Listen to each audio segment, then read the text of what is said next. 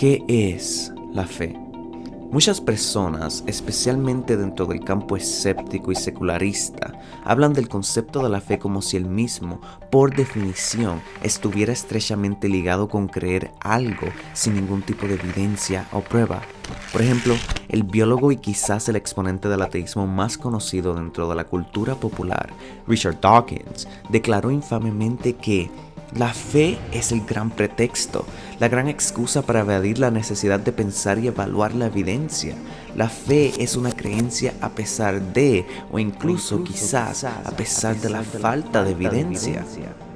De la misma manera, el difunto periodista británico y exponente del ateísmo, Christopher Hitchens, dijo lo siguiente: la fe es el rendimiento de nuestra mente, el rendimiento de nuestra razón, el rendimiento de lo único que nos hace diferente a los animales.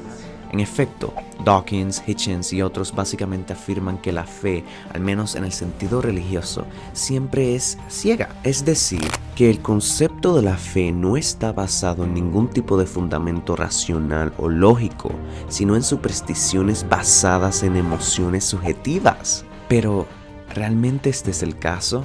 Si bien es cierto que muchas personas parecen pensar de este modo, este no solamente es el caso de todos los que tienen fe, sino que históricamente las grandes confesiones de fe no han definido dicho concepto de la forma en que Dawkins, Hitchens y otros lo han hecho.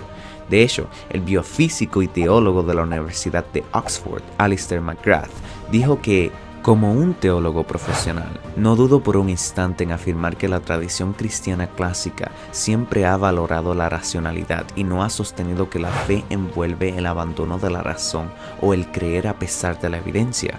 De hecho, la tradición cristiana es tan consistente en este asunto que es difícil entender de dónde Dawkins sacó la idea de que la fe es una creencia ciega.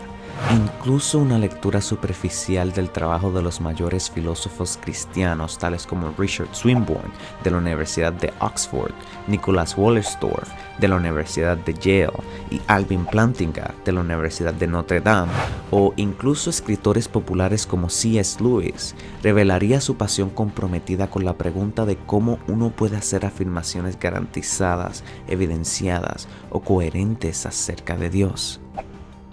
El problema de estas afirmaciones de parte de Dawkins, Hitchens y otros es que no son consistentes con la cosmovisión bíblica. Para empezar, etimológicamente la palabra que en español traducimos como fe, en el griego original del Nuevo Testamento es el sustantivo pistis o el verbo pistevo. Esta palabra y sus derivados, en un sentido general, es esencialmente equivalente al concepto de la confianza. Por ejemplo, el lingüista griego y hebreo Aaron C. Fenelon comenta que el concepto de creer en el sentido bíblico, por definición, describe el acto de creer o confiar en algo en base a su veracidad o confiabilidad. Cuando nosotros ponemos nuestra fe o confianza en algo o en alguien, lo hacemos pues en base a un número de presuposiciones acerca del objeto de nuestra confianza. Punto en caso. Cuando nos montamos en un avión, la vasta mayoría de nosotros no podemos comprender cómo un pedazo de metal gigantesco pueda permanecer en el aire por tantas horas.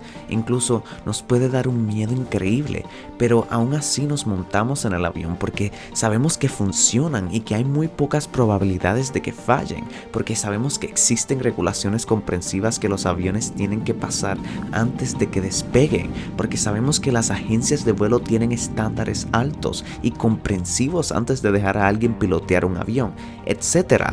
Sin embargo, nosotros no sabemos estas cosas de forma exhaustiva. Podríamos estar equivocados, ¿no? Pero la evidencia apunta en otra dirección, así que decidimos poner nuestra confianza en la agencia de vuelo, el avión y el piloto. De ahí pues a que la Biblia en Hebreos 11:1 describa a la fe como una convicción de algo que no puedes ver. No es una convicción o una confianza ciega, porque la fe por definición es el acto de confiar en algo en base a su veracidad o confiabilidad. Pero para confiar en algo o en alguien, por definición, debe existir un elemento de incertidumbre. No puedes confiar en aquello que conozcas de forma perfecta y exhaustiva. De otro modo, estarías confiando en ti mismo. Y Dios nos invita a confiar en Él. He ahí pues el corazón de la fe.